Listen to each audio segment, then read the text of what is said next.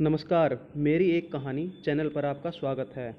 आज सुनिए प्रेमचंद की लिखी हुई कहानी वरदान। विंध्याचल पर्वत मध्यरात्रि के निबिड़ अंधकार में कालदेव की भांति खड़ा था।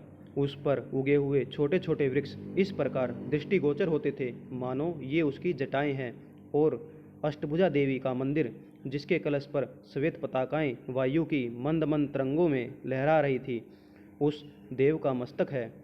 मंदिर में एक झिलमिलाता हुआ दीपक था, जिसे देखकर किसी धुंधले तारे का मान हो जाता था।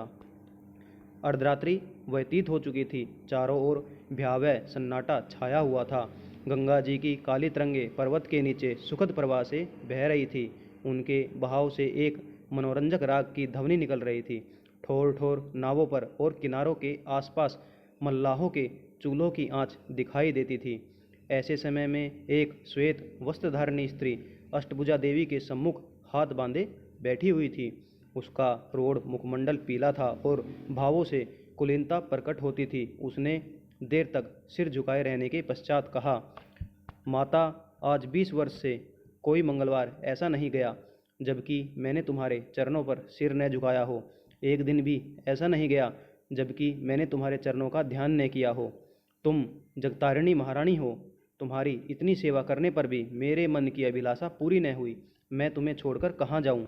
माता, मैंने सैकड़ों व्रत रखे, देवताओं की उपासनाएं की, तीर्थ यात्राएं की, परंतु मनोरथ पूरा न हुआ। तब तुम्हारी शरण आई। अब तुम्हें छोड़कर कहाँ जाऊँ? तुमने सदा अपने भक्तों की इच्छाएं पूरी की है।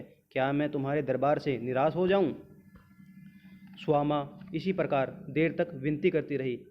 अकस्मात उसके चित्त पर अचेत करने वाले अनुराग का आक्रमण हुआ। उसकी आंखें बंद हो गई और कान में ध्वनि आई, स्वामा, मैं तुझसे बहुत प्रसन्न हूँ, मांग क्या मांगती है? स्वामा रोमांचित हो गई। उसका हृदय धड़कने लगा। आज 20 वर्ष के पश्चात महारानी ने उसे दर्शन दिए।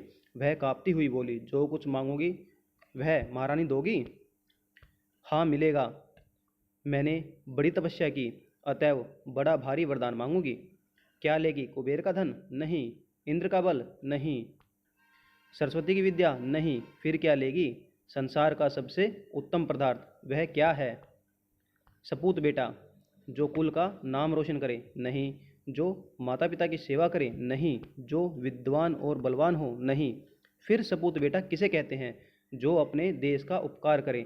तेरी बुद्धि को धन्य है। जा, तेरी इच्छा पूरी हुई। धन्यवाद।